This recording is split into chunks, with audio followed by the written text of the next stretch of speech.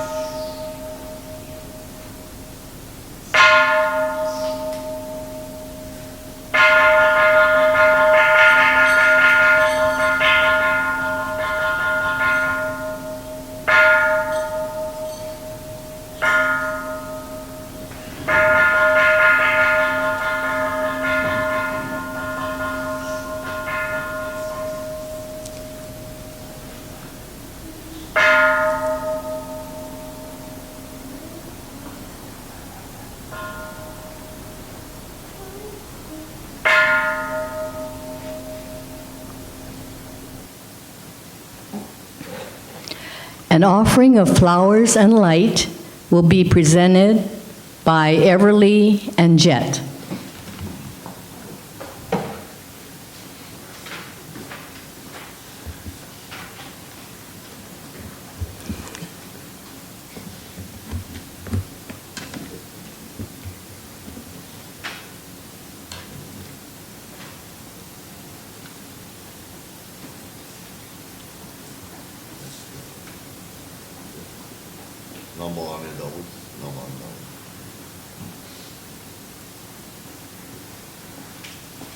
Thank you.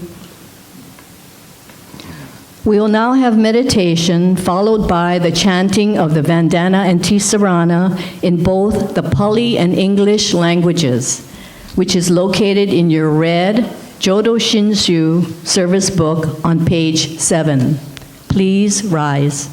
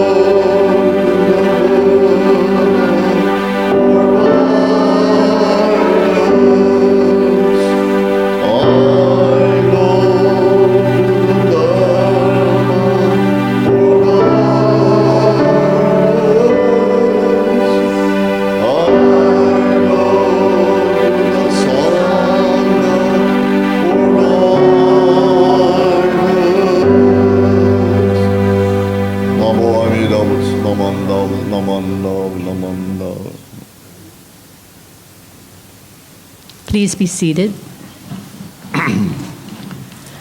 Please turn to your Jodo Shinshu service book once again to page 9 for Sanbujo. This chant will be followed with an aspiration by Reverend Sumikawa.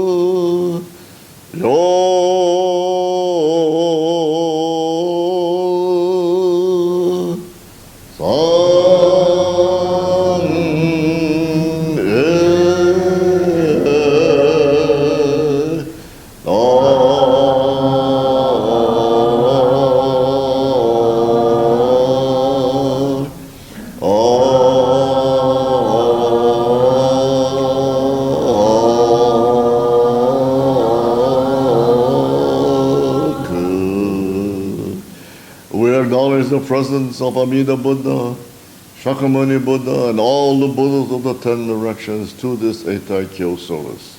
Namo Amida Buddha.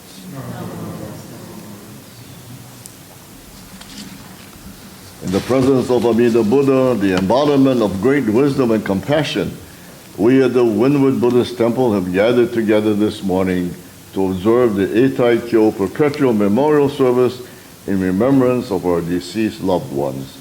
We remember those pioneers who in their deepest aspiration toiled and sustained the temple so that we may enjoy the Nembutsu teachings and to share it with others. In deepest gratitude, we recite the name that calls. Namo Amida Butsu. Namo Amida Butsu. Namo Amida Butsu.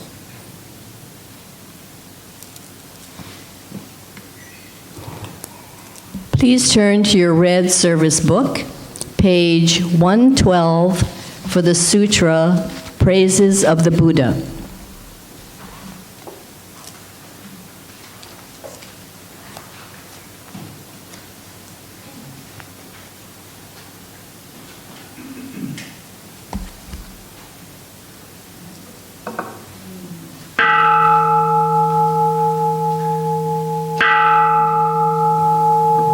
Your face shines in great splendor, boundless, wondrous dignity.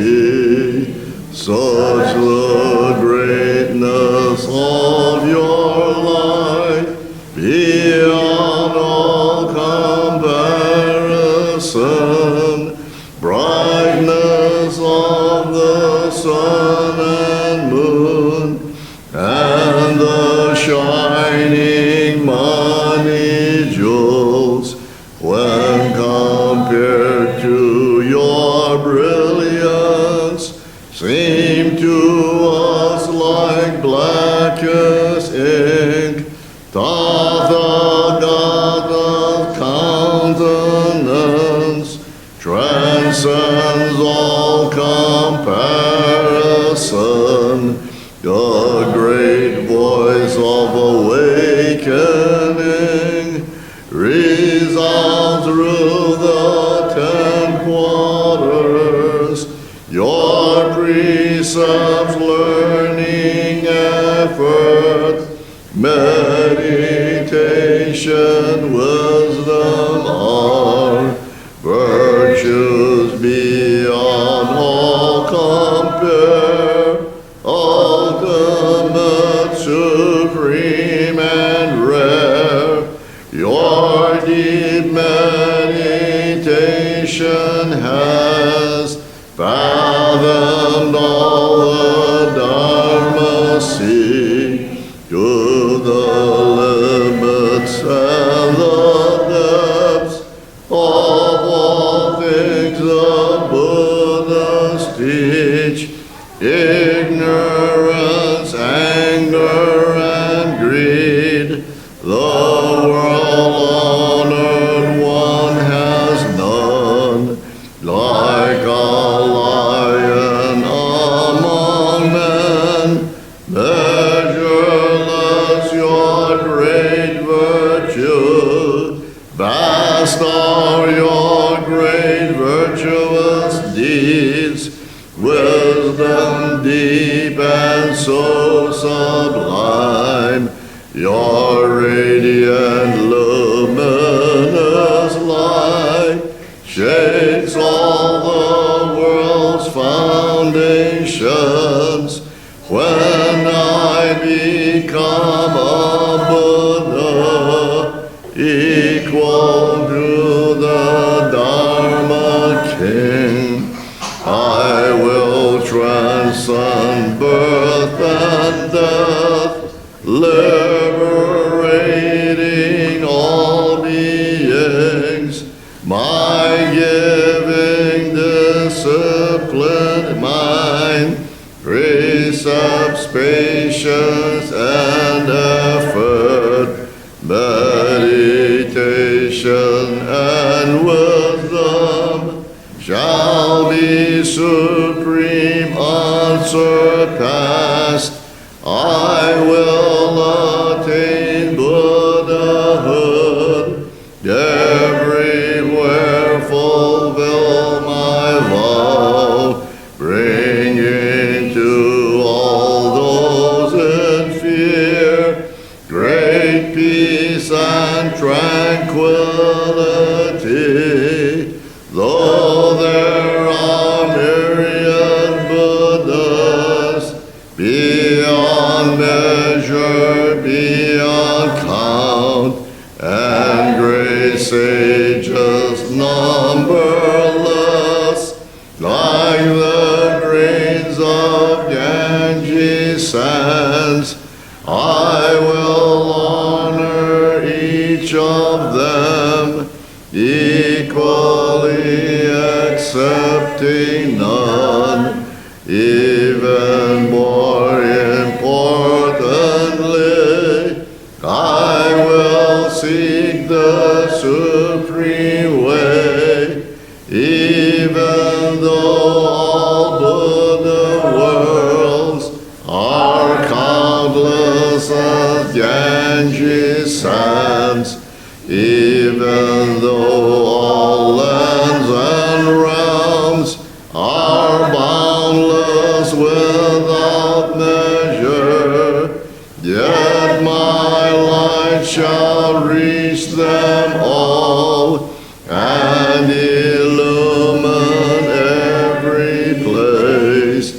such shall be my perfect work, such my power infinite.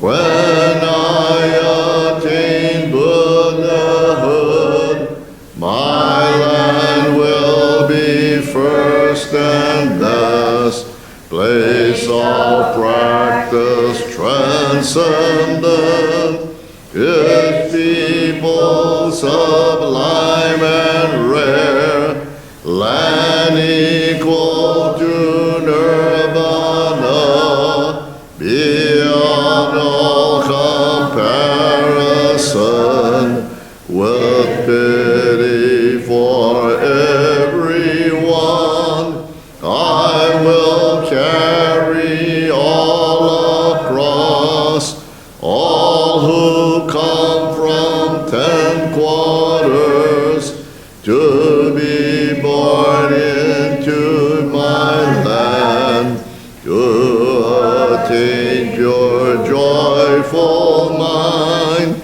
peace and great tranquility.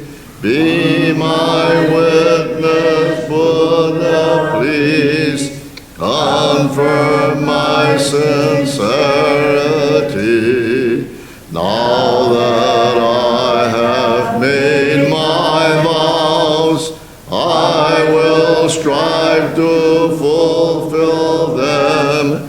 Buddhas of the 10 quarters, with your wisdom unhindered, may all of these honored ones know my deepest intention, even though my body must bear great pain and suffering. I will persevere and strive patiently without regret.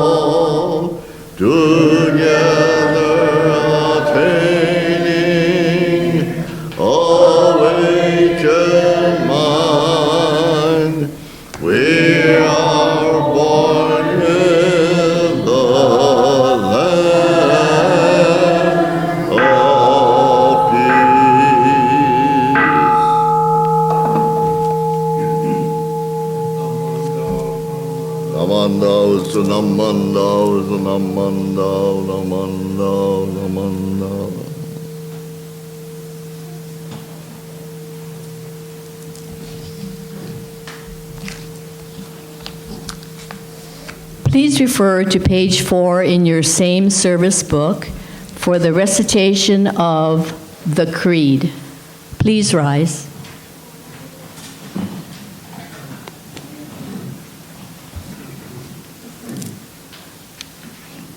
Entrust yourself to me. I will liberate you just as you are. This is the calling voice of Amida.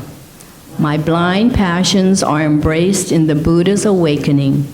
So the Buddha calls to me, I will liberate you just as you are. Gratefully responding to the Buddha's call, I find that I am already on the path that leads to the Pure Land. and the Nembutsu flows freely from my thankful heart.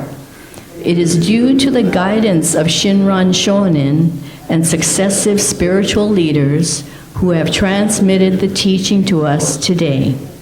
Living with the Dharma as my guide softens my rigid heart and mind.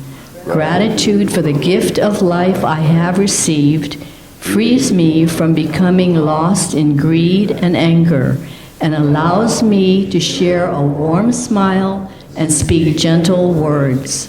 Sharing in the joy and sadness of others, I shall strive to live each day to the fullest. Namo Amida Butsu. Continue standing and turn to your brown Praises of the Buddha book, page 18, for Gatha, Becoming Free.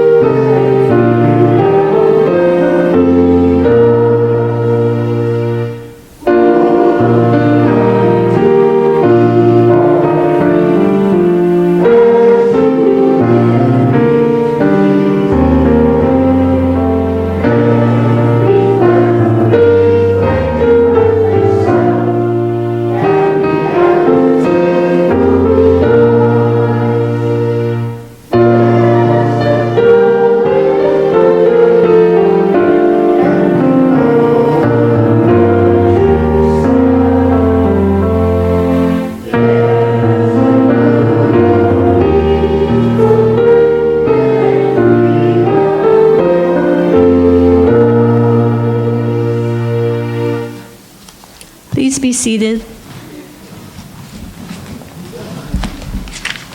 Our Dharma speaker this morning is Reverend Sumikawa.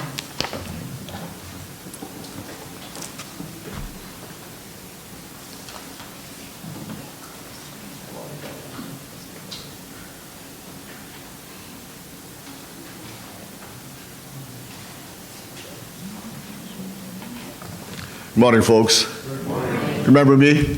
I know it's been a while since I've been here, although I do come here twice a week at least, right? Mondays and Thursday evenings. So, after a rather long silence from this temple, I feel very privileged to be here this morning to share in the Dharma with all of you, teachings that we all strive to live by. Once again, would you please join me by putting your hands together in reverence as I read these words. When we say Namo Amida Butsu, the countless Buddhas throughout the 10 quarters surrounding us 100-fold, 1,000-fold, rejoices in and protects us. Namo Amida Butsu. Namo Amida Butsu. Well, each November, virtually all Pure Land Buddhist temples, such as ours, take part in what is called the Eitaikyo services.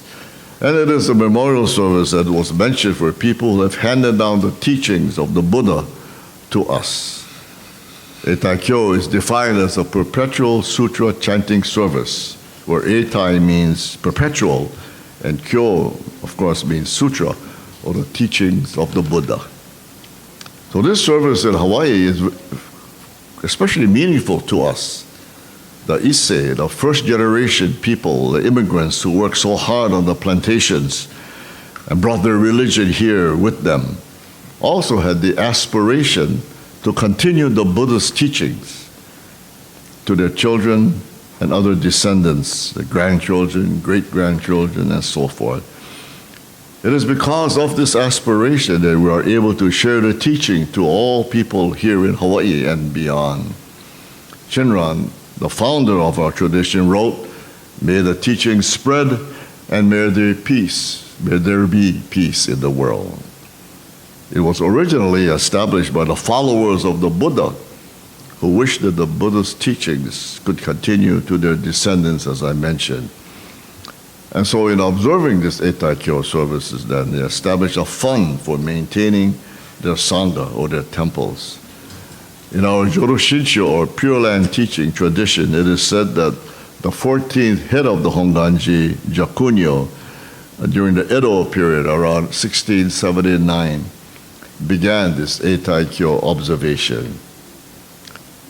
Usually, during Eitaikyo service time, we were given the chance to think about all the gifts that our ancestors have left for us, having left their ancestral homelands to seek a better place to live out their lives, and for their children that followed, working all day in the plantation fields and sacrificing so much so that their descendants' lives would be better. All this, sacrificing even further by working to establish a safe place for all and a place to express their gratitude to Amida Buddha for generations to come. Our chant today for those pioneers of Hawaiian Buddhism only took a few minutes of our time, right? And next year we will chant again, just as we have done this year and last year, the year before that, and many years repeatedly in the past. In time, those that do the chant will become those for whom you chant. We who are here today once lived only in the minds of those who recall the past. And although we feel so separate from them, we all flow together in time. In the ritual of chanting, we flow together today. We chant, enter into a ritual, and we flow together. We become one with them. We are the living heirs of all of our teachers, friends of the Dharma, going back through history, and even back to our common ancestor, the woman that we call mitochondrial Eve, who lived in Africa some 170,000 to 200,000 years ago. We chant for her today, even though we did not know her. This is Dr. Metcalf that says that our ritual is like an hourglass through which the sands of humanity flow. That through this Etaikyo service flows all the sentient beings that have brought the Dharma to us, and all sentient beings that will come here in the future. A perpetual chant includes persons in all times and places, because it looks back infinitely and performed forwardly. In essence, then, this Etaikyo service includes all people. When we chant, we not only focus on those that built your home temples and the new Sangha, we should also send our gratitude and thoughts to the entire lineage for bringing the Dharma to this place and to our lives. So we bring honor to our mothers and fathers who lived before us, to those who struggled in the East, in the South Pacific, and bravely left their homeland to come to this place that we now call Hawaii. And they carried with them their hopes and their dreams. And let us appreciate and show gratitude to the many generations of families going back to the time of Shinran Shonin of the 13th century and the hardships that they endured. They kept the Dharma alive for us to this day and age. Let us remember all the great many Buddhist patriarchs that we revere so much, going back to Shinran and the seven masters of Japan, China, and India that developed and refined the Pure Land path for all of us to follow. In India, let us remember in our chants the first monks and nuns who began the transmission of Buddhism that finally made it to us, and to Shakyamuni himself, the greatest teacher on earth, and what he gave up to teach the lessons of the world. All in all, the masters of India, China, and Japan, together with Shinran, our ancestors, and like I mentioned, all the way back to Africa, to mitochondrial Eve, have laid down the path for us to follow. However, we ourselves have to walk the path from here on. What we do on the path is decidedly important. The manner in which we walk the path will have influence on future generations of Pure Land Buddhist followers. When the Buddha was in the city of Benares in northern India, there was a rich man who had a son whose name was Yasa. He was so rich that he built 3 palaces for his son, 1 palace for the summer, 1 for the winter, and 1 for the rainy season. In his palace, Yasa was the only male, and he lived with his wife, mother, and beautiful servants. He had a party every day with young, beautiful girls, and even though burning oil was very expensive, he did so every night through the entire evening.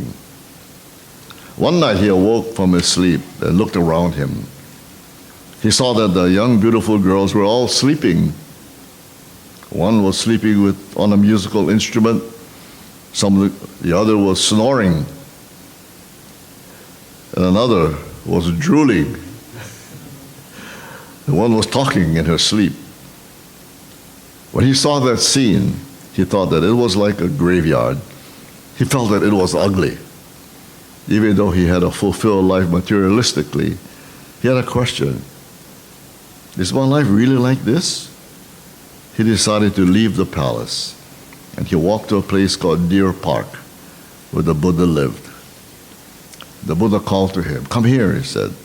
And he went to where the Buddha was and listened to his sermon.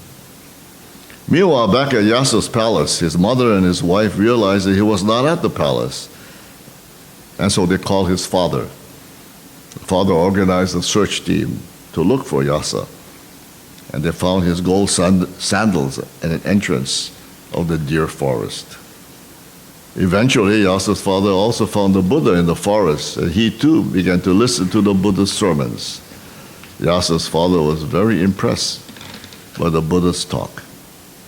Then the father said, "I take refuge in this great teacher, the Buddha. I believe him from the bottom of my heart." He said, "I take refuge in the Buddha's teaching and in his group." And he wanted to become a follower of the Buddha. He asked the Buddha to let him become a lay follower. Then he says, "I take refuge in the Buddha, the Dharma, and the Sangha until the end of my life." And so Yasa's father then was really the first person to recite the 3 treasures. When the Buddha was giving his teaching to Yasa's father, Yasa's own understanding of the teachings also became deeper. Yasa himself decided to become a disciple of the Buddha and became an ordained priest. Yasa's father and mother were surprised that he had become a priest, and they wished that he would come back home. But Yasa said, I've become a disciple of the Buddha, so I cannot go home. Finally, his parents accepted his becoming a priest and invited the Buddha and all of his disciples to the palace for a meal. The next morning, the Buddha and all of his disciples went to Yasa's parents' palace, and there Yasa's mother and wife also listened to the Buddha's sermon. They said to the Buddha, "We are really, really impressed with your message. Now we take refuge in you, your Dharma, and in your Sangha." Then they also became lay followers of the Buddha. In this way, Yasa's mother and father were the second and third people to recite the three treasures. Eventually, the rest of Yasa's family and their employees all became followers of the Buddha. 4 of Yasa's best friends also became monks, and it is said that altogether, through Yasa's influence, more than 50 people became followers of the Buddha. Clearly, Yasa's action and thought influenced his family and his friends. Yasa realized that listening to the Buddha's teaching was the most important matter in his life. He found a meaningful direction for his life. He became the seeker of the truth. He showed others the three treasures of the Buddha, the Dharma, and the Sangha that actually worked in his everyday life. Today, we ourselves wish that the Buddha's teaching can be passed on to our children and continue from generation to generation. We know that a religious education is important in order to live a happy life. But the reality is that the teachings can really only be transmitted to us when we really enjoy listening to the Dharma. How can we enjoy encountering the teachings of the Buddha?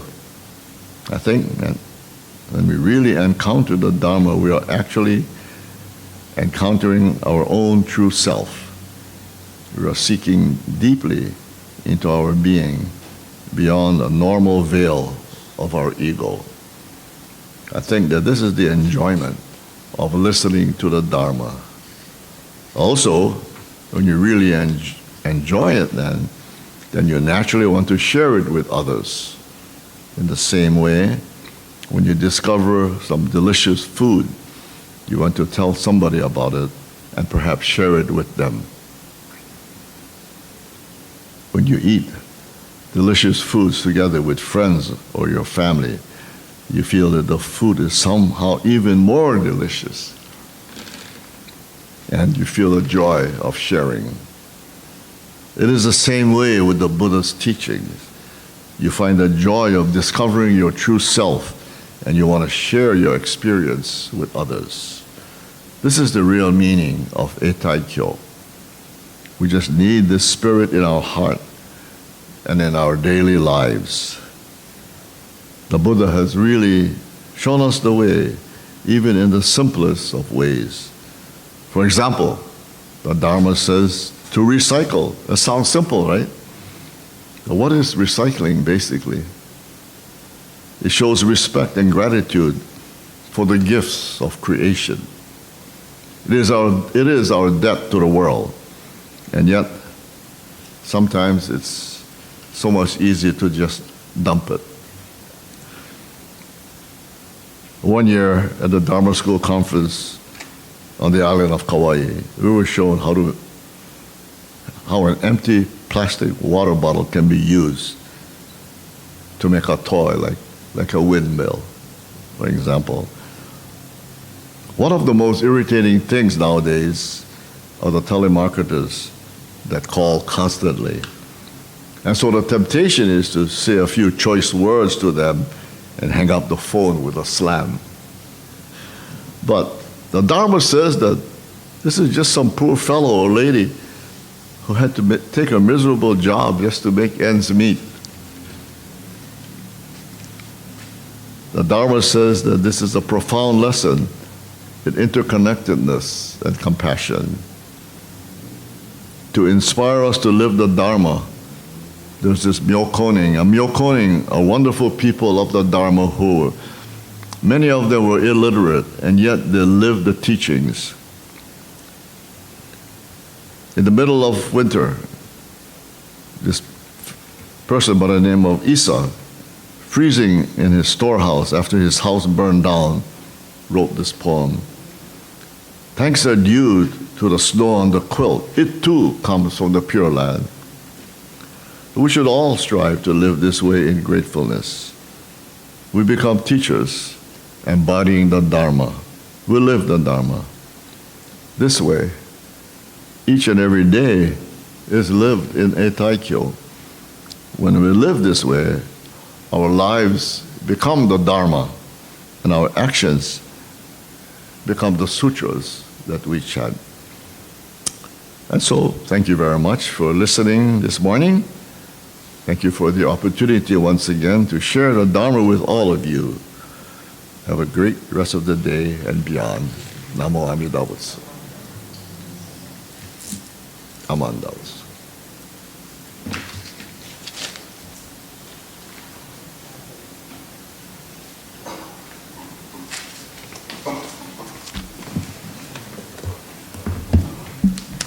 Thank you, Reverend Sumikawa. Okay, please refer to your brown Praises of the Buddha book, page 147, for Gatha Shinshu Anthem. Please stand.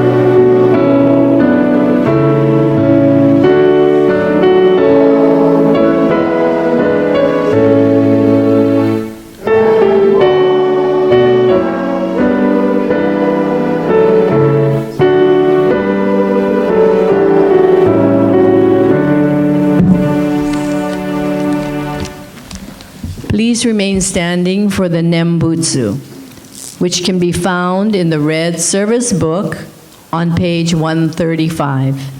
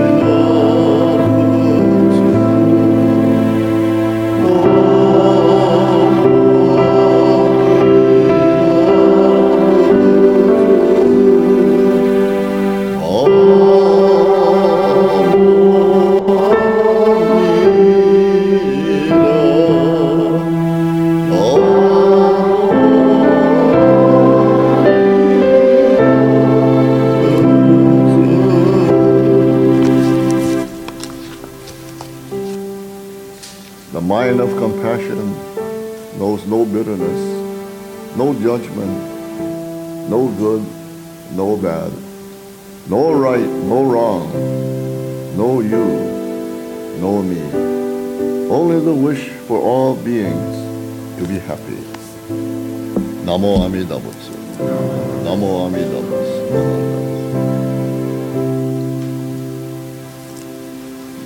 Please be seated. So this concludes the formal portion of our service today. And so now we will have announcements by our President, Dennis.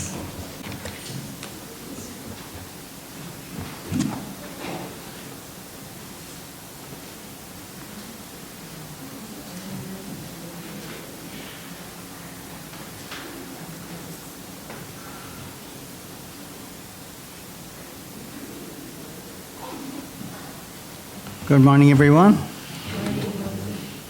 Gee, it's already the ending of November, and a little more than 30 days, it'll be a new year. Wow. I remember back in January. Time flies. Must be the age thing.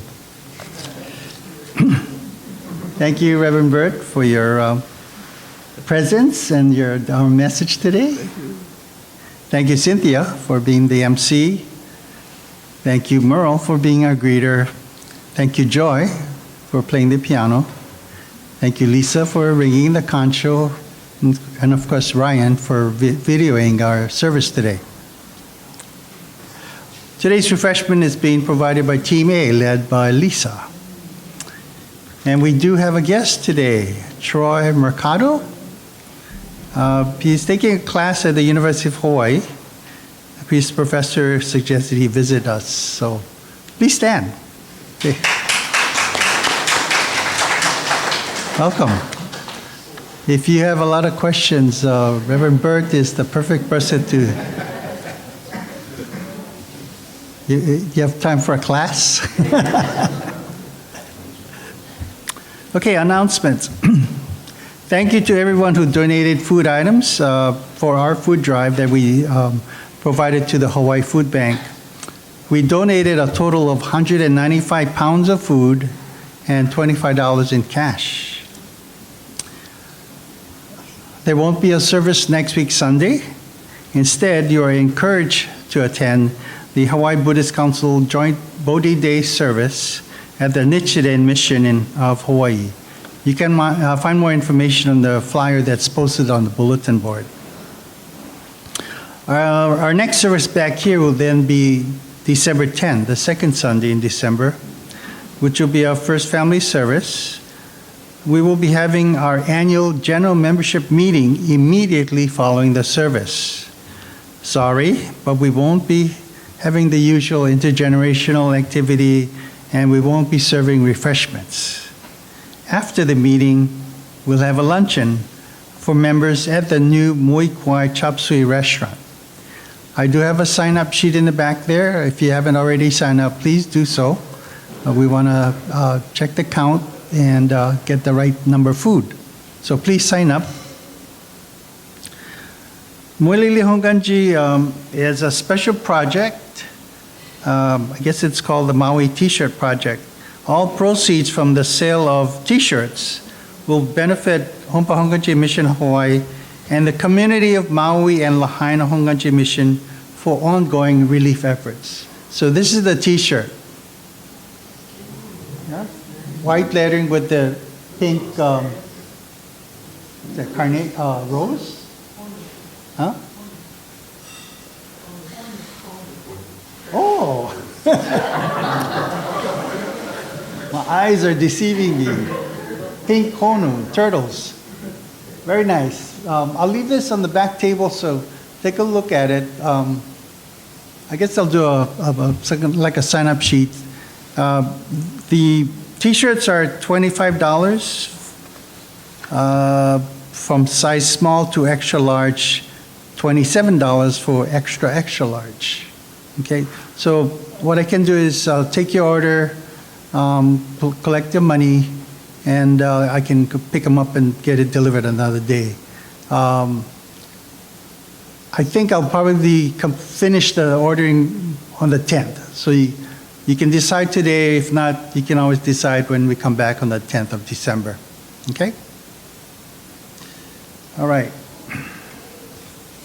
Now we have a message from Joy about a special service project that we're planning to do.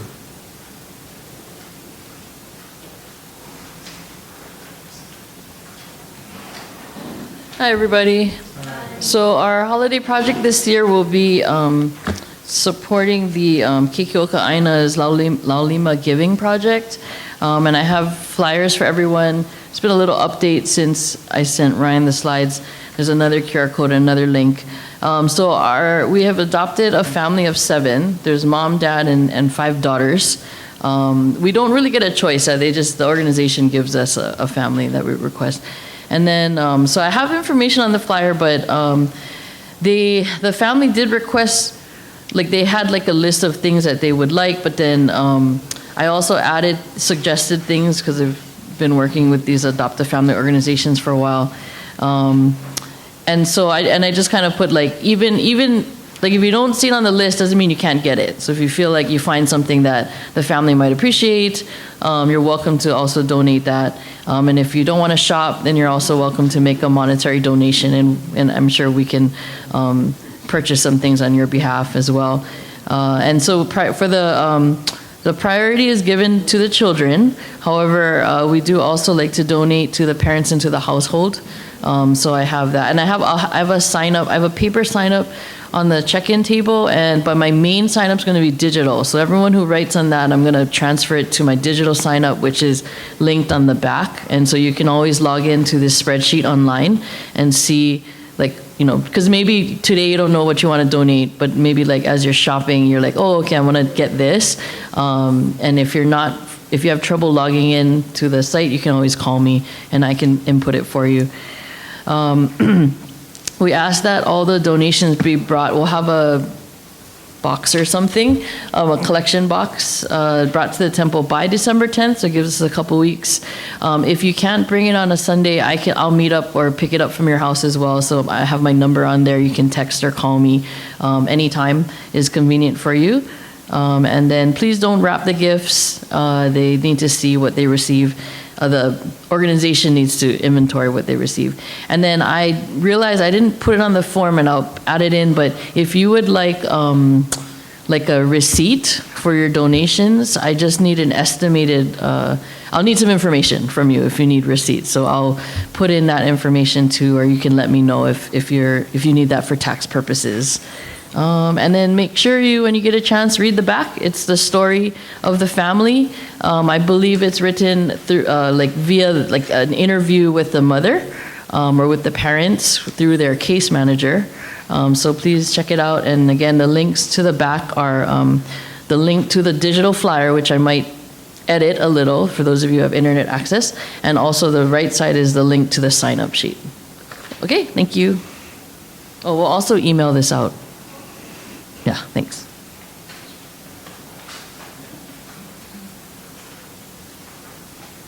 Any questions for Joy? If not. Every year we try to do something. We've done Adopt a Family at least 2 other times, I think, previously. Last year we did something different. I'm sorry, what was it? Salvation Army Angel Tree, as some of you might remember. So we like to open our hearts and check our wallets too, and be generous. We've also done Kapilani Medical Center's Santa's workshop also. Okay, any other announcements? If not, time for refreshments. We could do the words of thanksgiving found on page 126 of your red service book.